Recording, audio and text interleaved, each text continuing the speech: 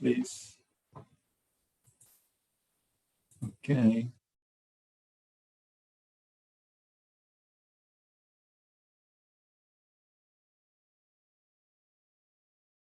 So we were developing this example to analyze a distribution of load with two concentrated forces on a rectangular, simply supported rectangular plate. So this is so far what we have done. So this is the first step. The second step is, let's calculate the response, okay, the amplitude of these sinusoidal terms for W. And one of the things that we always think is how many terms do we need to include, okay? Now, the problem for this is that in general, when we use concentrated forces, we need to be patient, okay? Let me go back. Please, the value of this is infinite.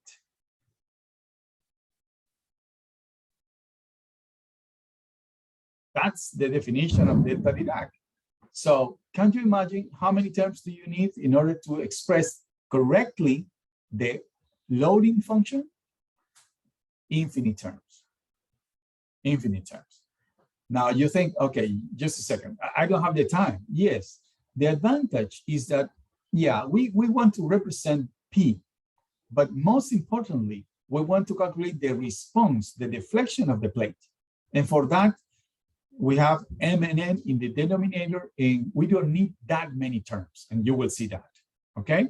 So, but for PMN, yeah, you need many terms, okay? So in this case, what I'm doing is I'm expanding this using, for both M and N, 5 terms, okay?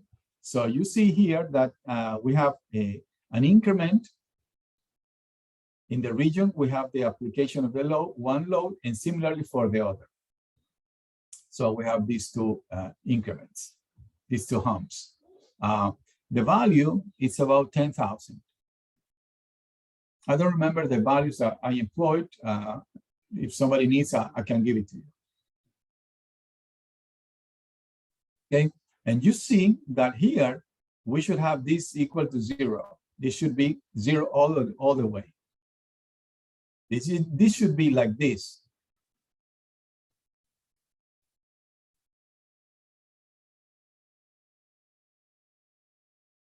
That you see here immediately, first that here, this is not 0. This is not completely flat.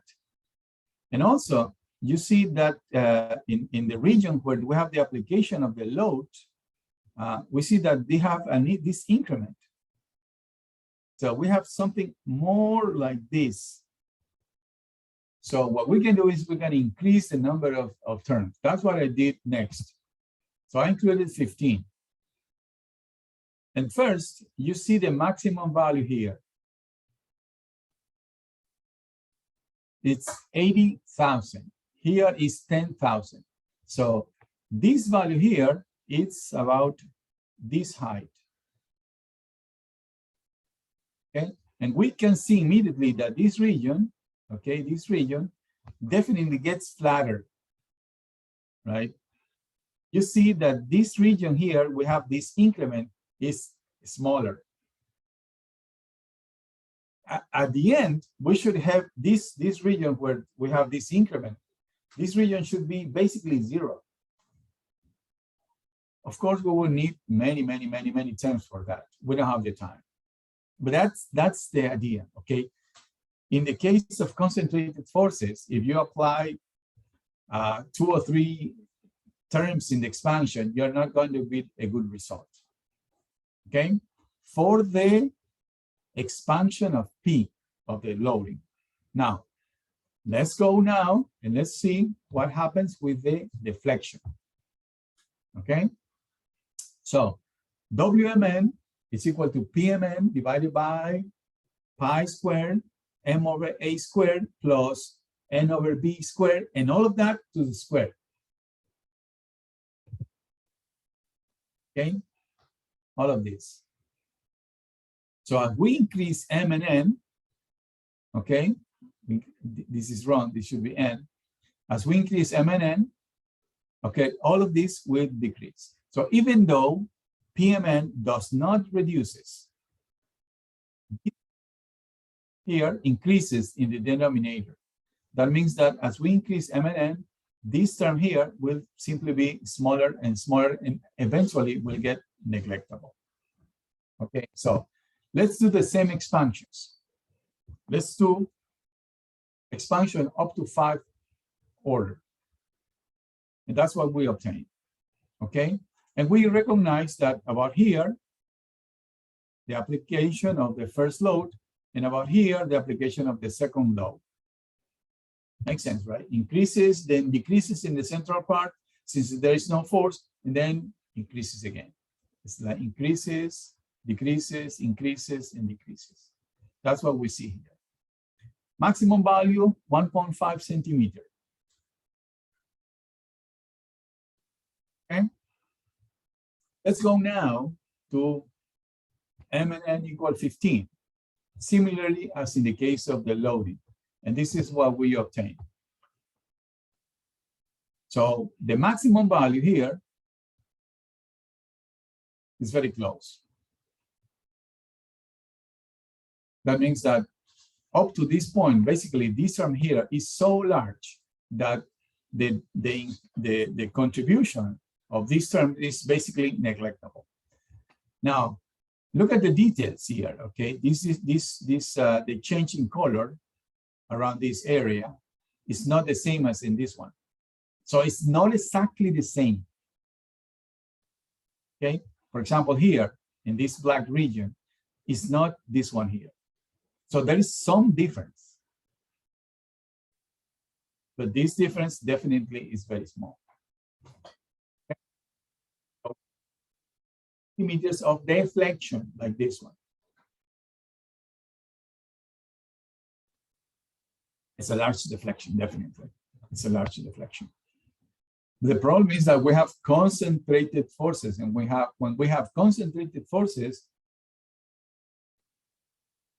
the response is usually large. Okay, so when we have concentrated loads, we have to be careful with how to reinforce below the plating, okay?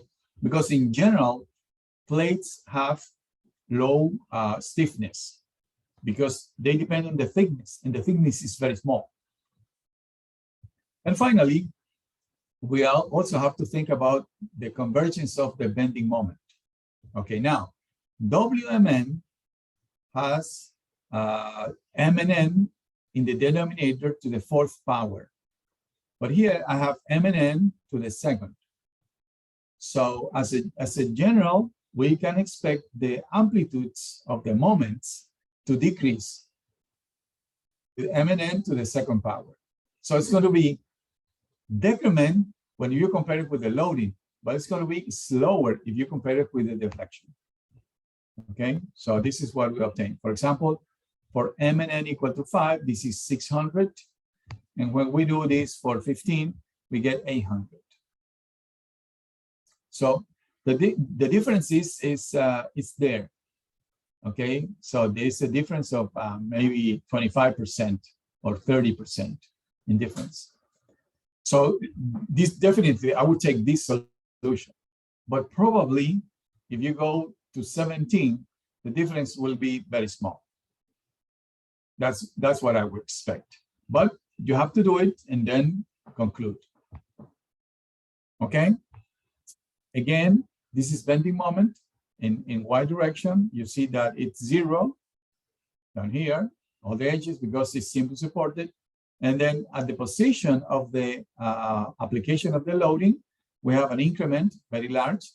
So in the direction of the shortest dimension, my is larger than mx, and in general, we can expect the stresses to be higher in general. Okay.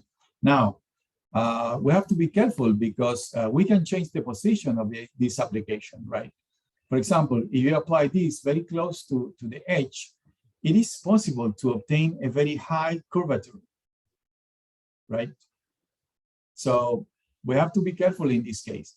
But if you apply the loading close to the center, definitely in the direction of Y, it's going to be the largest stresses. Okay. So in case of simply supported, if you have uniform loading, definitely My is larger than Mx. If you have concentrated forces around the region, on the central region, definitely My is going to be larger than Mx. If you apply it close to one of the edges in very strange positions, then you have to calculate and compare. Okay? Now, as a general rule, I always calculate both. Always calculate both. Always calculate both. And then, yeah, I just confirm that My is larger than Mx. People, always calculate both.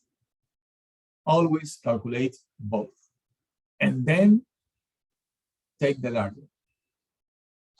Questions about the procedure, people? Questions about the procedure?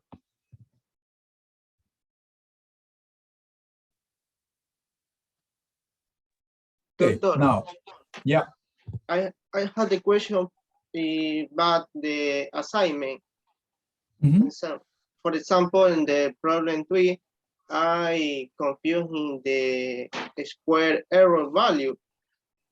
I compare or explain the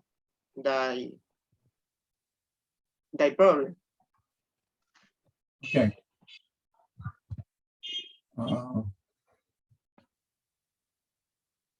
Here, I'm going to use this.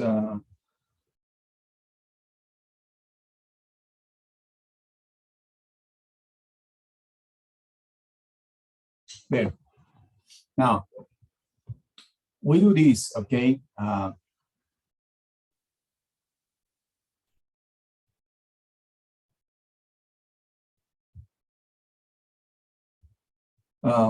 Let's suppose we use M1 and N1. So, for example, I took in this example, I took M equal to 5, N equal to 5. So M1 is equal to 5, N1 is equal to 5 for this example. Okay, we do an expansion, right? And we do all of this calculation. And from here, I can calculate W. Not exact because we are stopping the expansion. So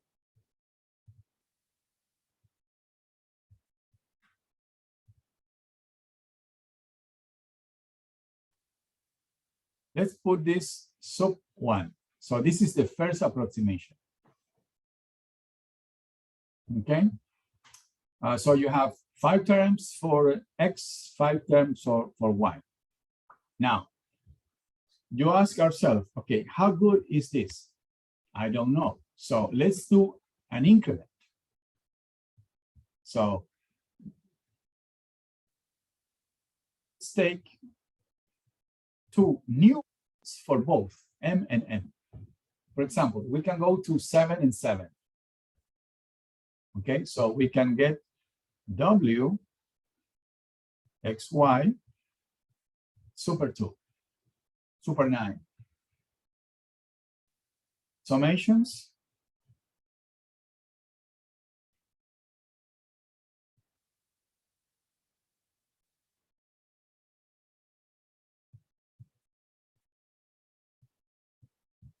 Okay. Now, let's draw, okay, a cut because here. So I'm going to draw down here.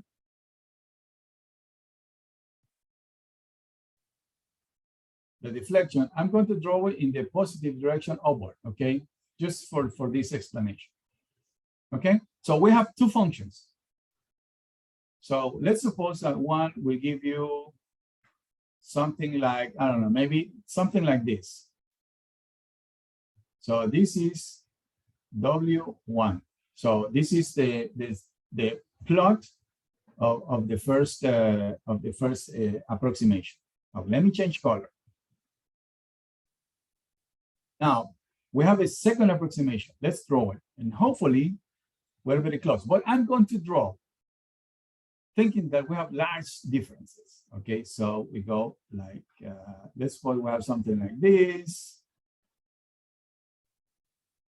So this is my W super 2. Now, the problem is that, do you think that the difference is small or large, Mr. Carranza?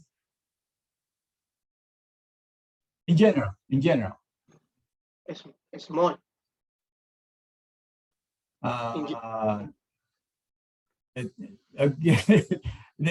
You can say anything, right?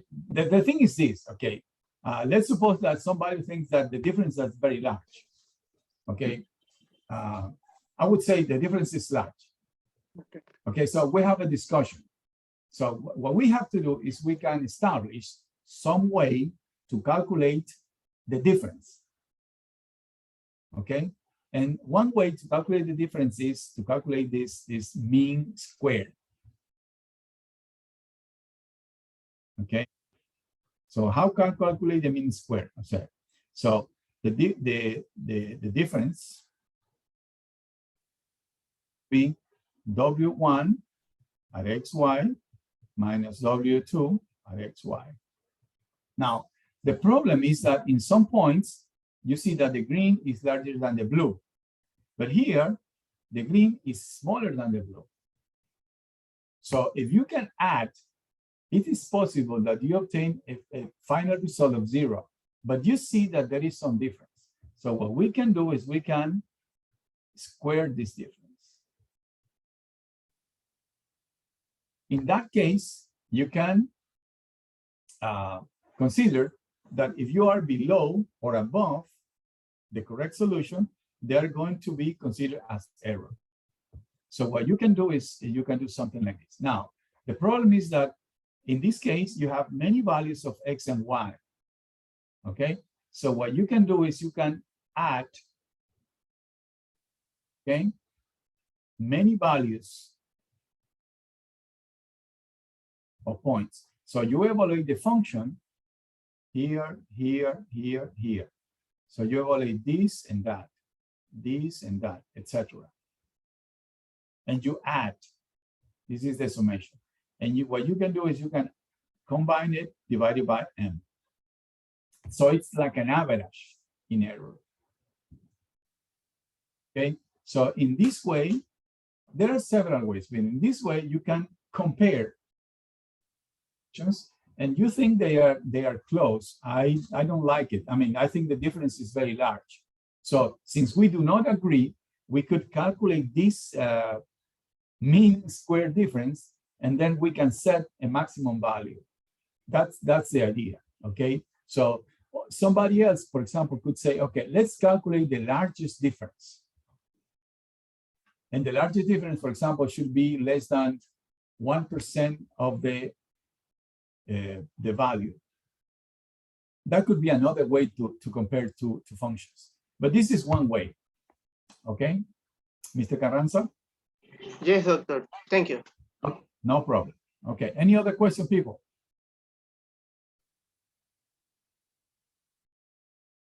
Oh, okay. Now, let's say a couple of words about the influence of the, let me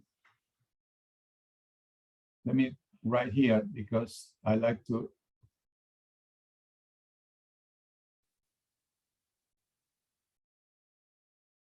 Yeah, this is July.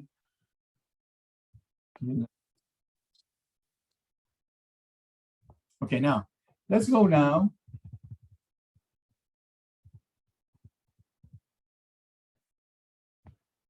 Let's suppose I give you this function.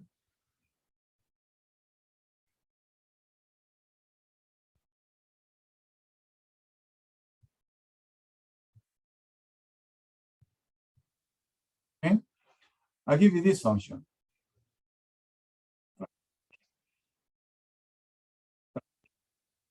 And the value is the same. So this is minus f, and this is f.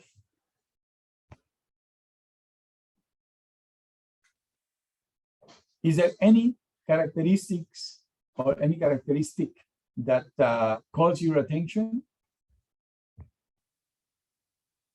Ms. Acuña, Is there anything interesting about this function?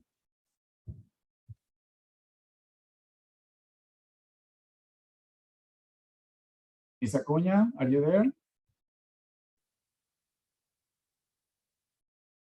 Miss Acuña? Miss Acuña, are you there? She's writing in the chat. Yes. Oh man. Okay, let's go on to the next. Thank you. Miss Jurado. Miss Jurado. Any interesting characteristic about this function?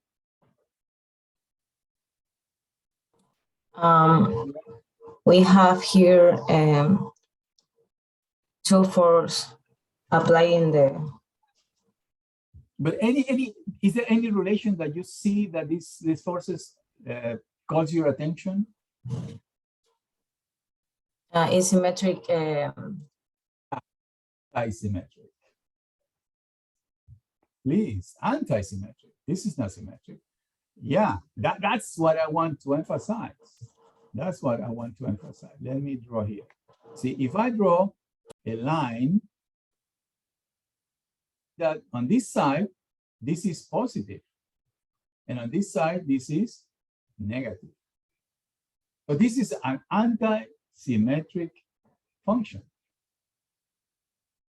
Okay, so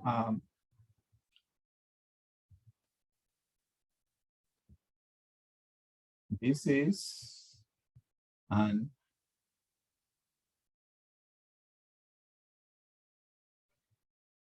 symmetric function.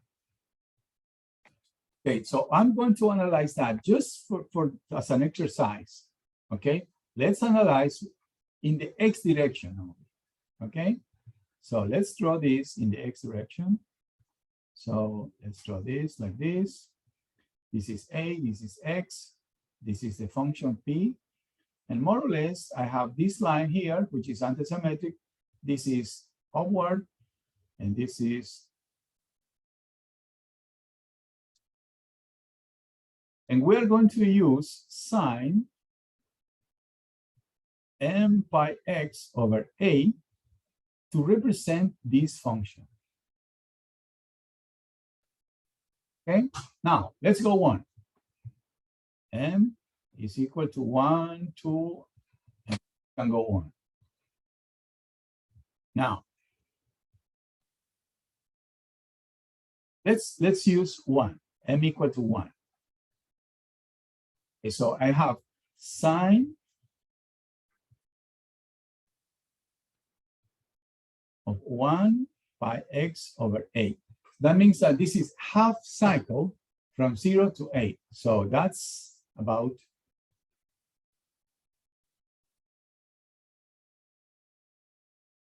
let me erase that because that's not a good well, please don't write on my screen.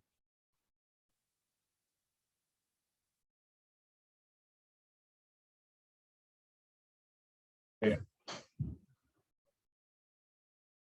Can you comment on the relation between the sine of pi x over a and the function that I'm trying to represent? Mr. Llanos, what can you say? Good morning, doctor. I think it's not correct because it's different from. What's the difference? What's the word that I'm looking for here? Is it symmetric or anti-symmetric? Yes, it's anti-symmetric. Yeah, but but go on. Yeah, from 0 to 8 over 2 is different from a over exactly. 2. Yeah. And you see immediately what you're saying is on this side, this is positive. Yes. And on this side, this is positive. But the function is anti-symmetric. So this is symmetric.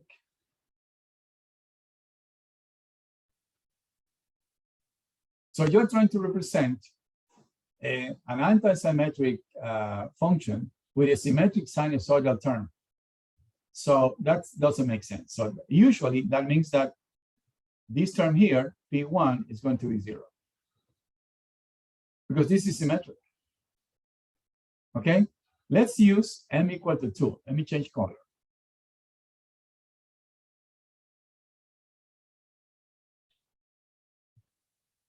have sine 2 pi x over a. Let me ask the next one. Miss Poveda, are you there? Yes, doctor. I can hardly hear. Okay. Can you draw in your class notes? Can you draw this function sine of 2 pi x over a and tell me what characteristics do you see in that function? Can you draw that in your class note? Not yet, doctor.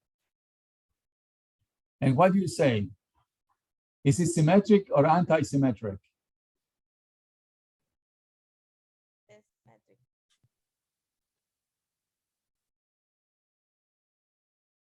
Sorry, could you repeat?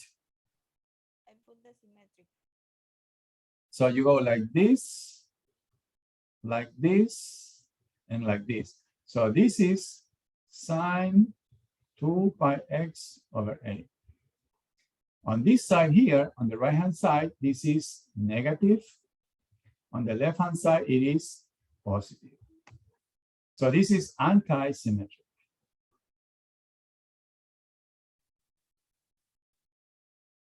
So we can think that the green, since it is anti-symmetric, can help us to represent the function, which is also anti-symmetric. Ms. Poveda, what can you say about this, the value of P2? Anything interesting about P2, the amplitude of this function?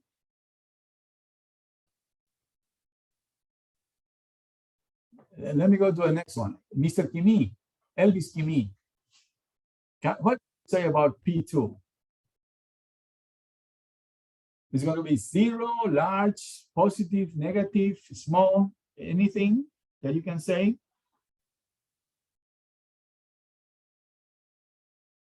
Mr. Kimi, Elvis Kimi, don't make me waste time, people. Don't make me waste time. Okay, Mr. Vasquez, what can you say about P2? P2.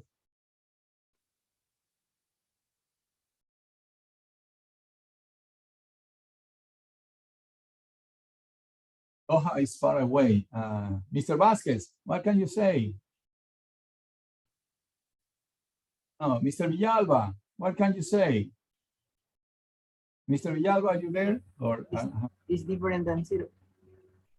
yeah, it's positive, it's negative. Why you say that?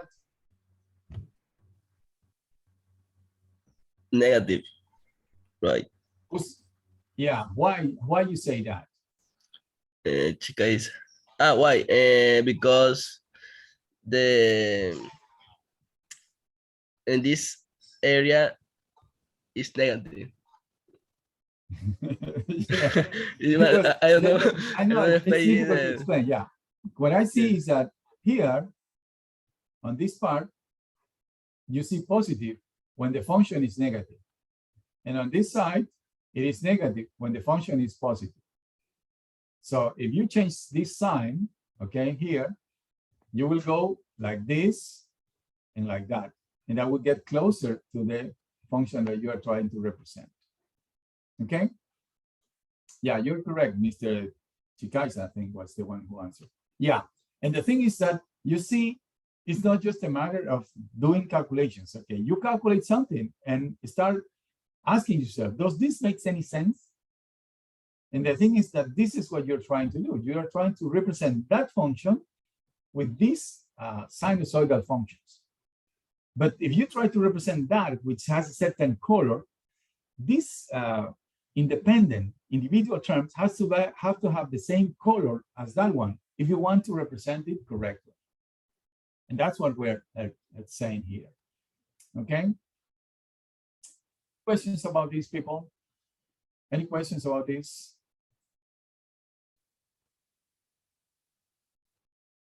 No. Okay. Now. Yes, doctor. In the Yeah, last, we have m equals 2, and it's an even number. And here we have to use even numbers when we have antisymmetric function? Don't generalize. Don't generalize because in some cases it's kind of difficult because you have two dimensions. But in general, what I'm trying to say is that the shape of the load influences in the values of the expansion. If you have an anti-symmetric function and you try to represent that with symmetric functions, symmetric sinusoidal terms, those terms have to be equal to 0. Okay? Because they are orthogonal. And when you integrate, you will get that 0. You can still integrate them, but you could know immediately that the results has to be 0. And you can do it, you can apply the integration. So you can go on.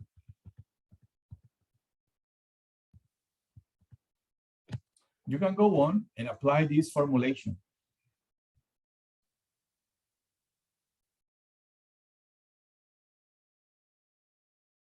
And you will see that when m is equal to this or that, you will get the integration will give you 0. That's because this value here and this value here will have some relationship between them. But we have to be careful because in general, this is a 2D problem and the explanation I'm giving you considers only one direction. Okay? The problem is that if I try to draw this with 2D dimensions, it's going to get messy. Okay, that's Let's try to answer your question. Okay, I just let me say.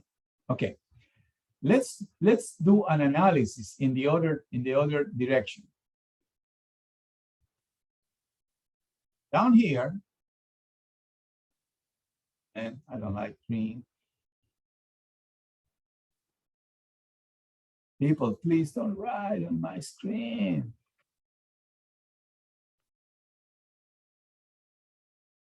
Thank you.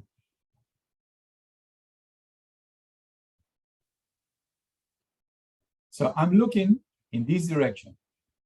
People, okay? So I'm looking in the X direction. So on the right, I see the Y axis, okay? And what I see here is that the forces, this one here will be like this, and the other will be like that, right? One behind the other.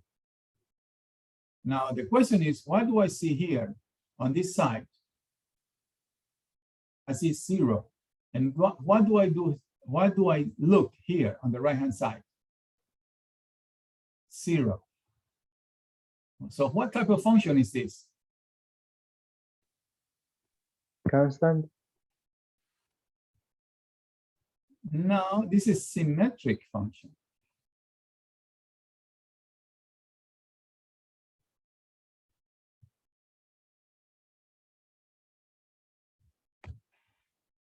Because what I have on the left-hand side, I have the same on the right-hand side.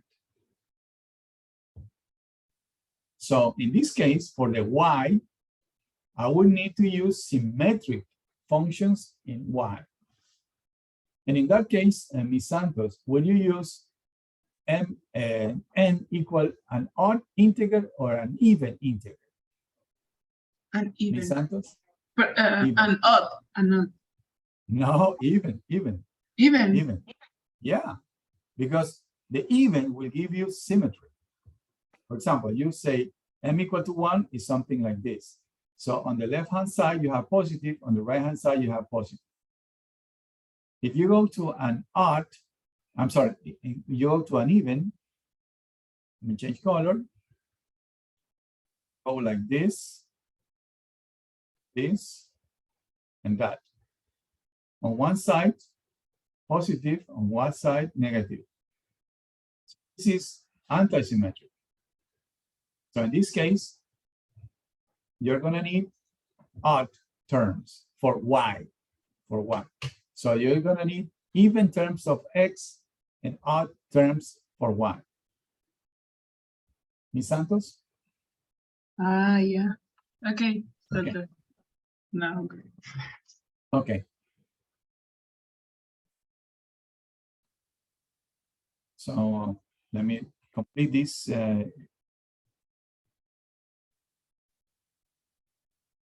So in this case, odd terms are also symmetric. So in this case, it will be sine n pi y over b. And for this n, you need odd terms.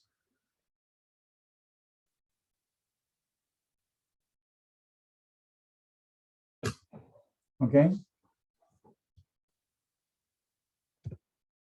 Now, let's suppose that we want to implement all of this in a computer program. That's what you have to do in your homework.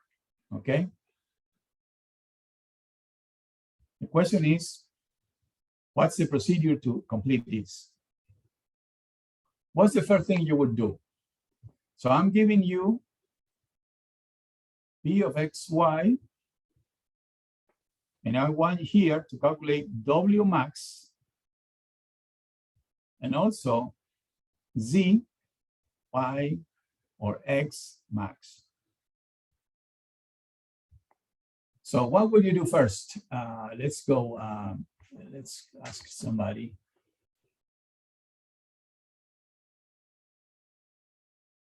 Mr. Chin Chin, what's the first thing you would do? Define the sinusoidal function. How do you do that? The double summatory, the amplitude, and the sinusoidal terms. Yeah, but that's, I mean, that's already been expressed, right? What you do not know from that expansion? And the amplitude. Exactly. So the first thing that you do is you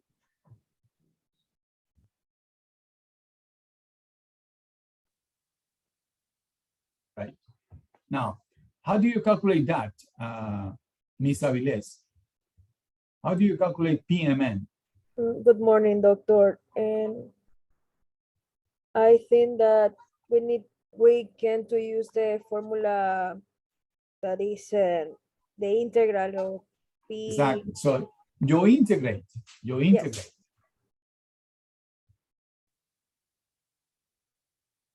This is little p, this is big P. Okay, let's suppose we have PMN. What's next? Mr. Ortega, what's next?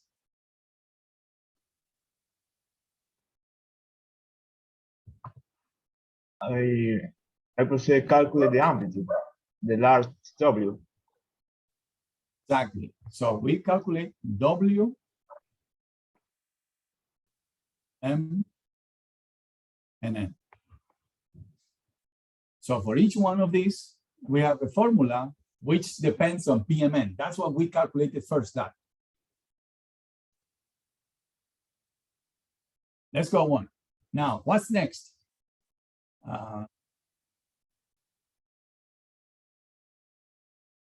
What have I this morning? Ms. Acuña, are you there?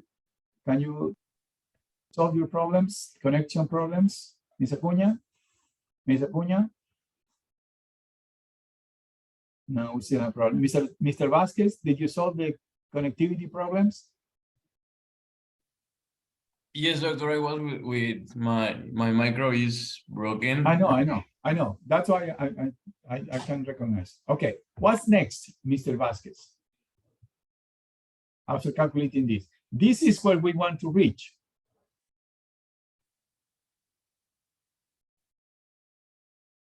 I'm not sure, but maybe we have to take the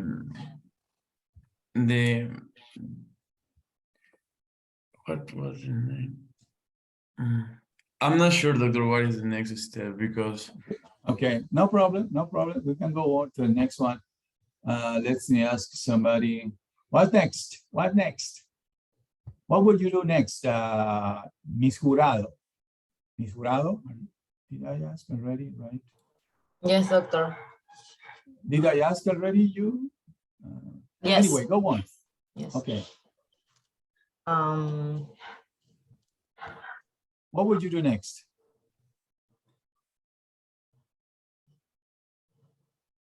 then we need to calculate the bending moment.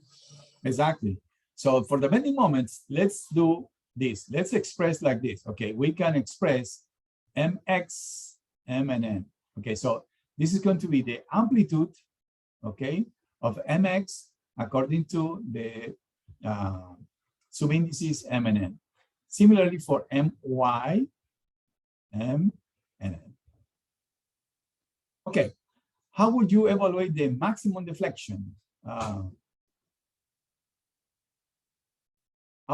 Evaluate the maximum deflection, Mr. Chikaisa? How would you evaluate the maximum deflection? The maximum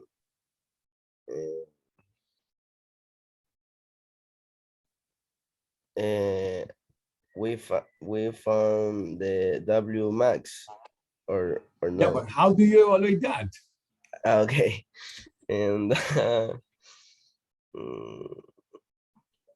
I don't know. Any idea? Anybody? Anybody? How would you evaluate W max? In the center, doctor. Not necessarily. Not necessarily. In the point where we apply the force. Yeah, but in general, we have to be careful with this answer. Why? Because that depends on the type of loading, right? For example, if you have a plate with a concentrated force at a certain point, probably in that point, you will be more interested. But in general, it's a good procedure. Try to evaluate several points and get the maximum value. Try to identify if that's a maximum. Just, it's a good point, okay? But somebody said, yes, if you have a concentrated force, probably the more interesting area of analysis would be the point where you apply the force. But please try to analyze a little bit further, okay? So for example, I have something like this, and then I apply a force like this. Okay, so we're going to have a large deflection here, and it is possible that we go beyond and then we reduce like that, because we have this slope here. So it's possible that about here, we have the maximum deflection. So what I suggest is that unless you are certain in a general, in general distribution, take several values of WXY in each one of these points. Since you have the amplitudes, you can evaluate that and try to determine the maximum point, the point where the maximum deflection takes place. Similarly for the bending moment. And now, if you want to evaluate sigma max, what you can do is you can evaluate the sigma with the moment. Do you remember the expression for the sigma in terms of moment, Mr. Romero? Do you remember? Yandri Romero, do you remember the expression for sigma y as function of bending moment? The maximum? Yeah. Maximum is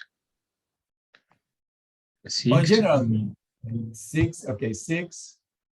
Moment y over, I don't remember, over this. Yeah, we have to be careful because I think we need a negative here. So in general, what we do is we take the absolute value, so we got the maximum, positive or negative. Remember, positive on one side, negative on the other. Could be the other way. Yeah, so that's the process. Okay, now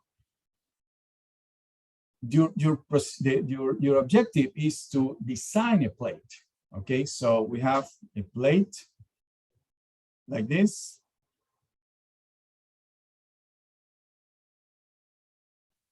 So it's material. So we have E nu, we know AB, we know the force. The thing is,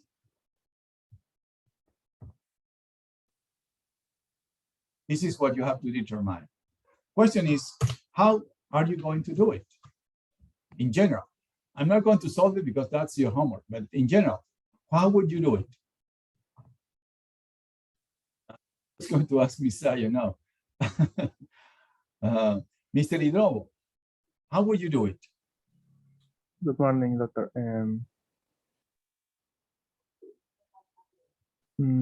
don't know. You don't know. Okay, let's say, Mr. Dominguez, you have any idea how to do it? For the thickness Yeah, is the we same. have to calculate, we have to determine the thickness so that the largest deflection is below a certain value. And the largest stress is also below a certain value. You can choose any thickness, but you have to be certain that the deflection is below this and the stress is below that. How do you determine the thickness? We do the same procedure that we did in these steps, and then we compare the result. For example, okay. Okay, so what we can do, what you're saying, I guess, is that we assume a certain thickness, right? Is that what you're saying? Yes. That, for example, one. 1 millimeter? Yeah. Yes. You can take any. So assume. Go on. Check these values. Are these larger or smaller? If they are larger than the allowable values, you have to increase the thickness. If they are below, what you can do is you can try to reduce a little bit. For example, I could say, okay, put 10 centimeters of thickness, a plate like this. And I'm sure you will solve this problem. The deflection will be basically nothing. The stress will be nothing. So you will find. The problem, of course, is that if you take that project with the ship owner, they will give you, I don't want that project. And that. If you put such a large plate, there will be no space for more loading. It will cost you a lot. What should you do? Decrease, decrease, decrease. How much? Until you satisfy both requirements. Then you're fine. It's like having found the optimum design according to these conditions. The optimum design is a design which satisfies the requirements with the least weight. Okay? Any questions about this? Yes, doctor. Yeah. There is a condition, extra condition that says that the deflection at the center of the plate changes less than 1% of the minimum plate dimension. Yeah, that's when you see, one of the things that you have to determine is how much is M and N. How much is M and N? I don't know. You have to determine how much, changing M and N until you find that if you increase, for example, you go from 7, M and N are equal to 7, and you calculate a maximum deflection, right? And then you go to 9, right? And the change between these two approximations is small.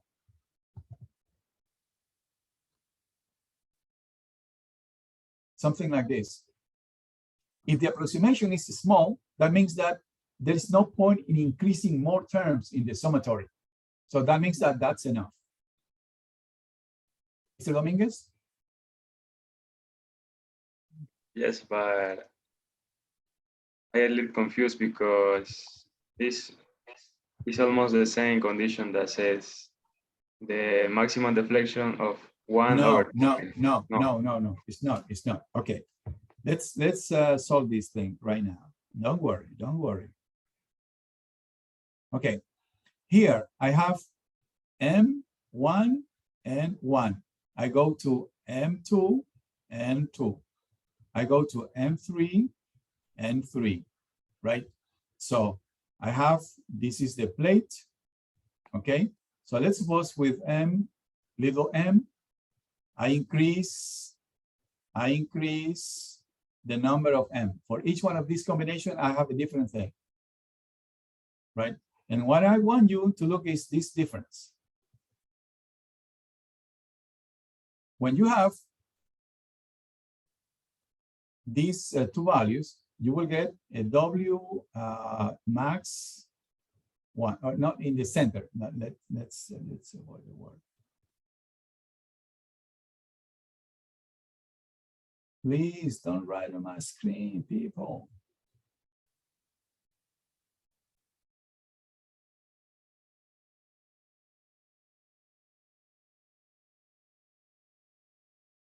Right? So for example, use 1 and 1, 3 and 3, 5 and 5, and so on.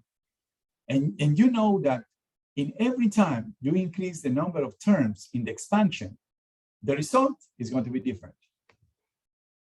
Okay, so I want you to do something like this, okay? This is something that you remember from your numerical analysis class. If I use one term, the result is going to be like this. If I use two terms, the result is going to be like this. So there's going to be a big change. If I use one more, probably the change is going to be some, but not that much. And I use another term, the change is going to be very small. So we can assume that if you keep increasing, basically this is horizontal. There's going to be basically no more changes. Okay, that means that there's no point in increasing the number of terms. Mr. Dominguez? Yes, doctor. So you want that we have the minimum difference. Exactly, exactly, exactly. So how many terms do you need to expand to include in the expansion? You have to answer that question. How? This is the way we do it. So here, basically, we have converged. Because if we go from this number of terms to this number of terms, the difference between these two is small. That's something that you study in numerical analysis, right? Because every time you do expansions, you have to cut. You have to truncate. That's the word that you use. You have to truncate a series because you cannot have zillions of terms. How do you truncate? Well, you compare one expansion with the next one. If the difference is small, that means that you are very close to being close to the convergence. So you can stop. So that's one thing. And the other thing is that with these numbers of terms, okay? Let's suppose that this is a deflection function. So this is the max. Has to be smaller than b over 20, I think, right? If that's not the case, that means that you have to increase the thickness. But you have already determined how many terms you need for the expansion. Yeah, doctor, thank you. And the condition have to be by separated, right? Yeah. Okay, thank you. The first thing that you do is you take the expansion. That's something that you need. See, when you go to finite elements, you do every time you do a numerical analysis. That's something that you have to worry. Why? Because this is a continuous solution, right? D nabla 4 W equals P of X. You try to solve that analytically. But when we go to numerical processes, you discretize. So instead of using instead of finding the continuous solution, you try to find one or two terms of the expansion. But somebody can ask you, how certain are you of being close to the exact solution? So you have to answer that. Yeah, because I used two terms and the maximum value was this. And then I used three terms and the maximum value was that. And comparing those two, the difference was less than 1% of that. So we were certain that we're very close to convergence.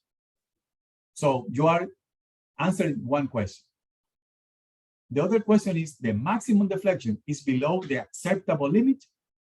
Yes, no. If no, that means that you have to increase the thickness.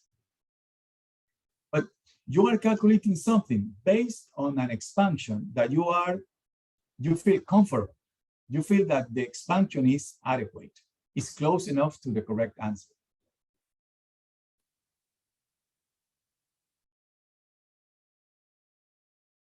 Okay, is there any other question? I don't know, Mr. Dominguez, are you satisfied with my response, with my answer? Yes, doctor, thank you. Okay, no problem, no problem. Question, people? Okay, then I'll see you tomorrow.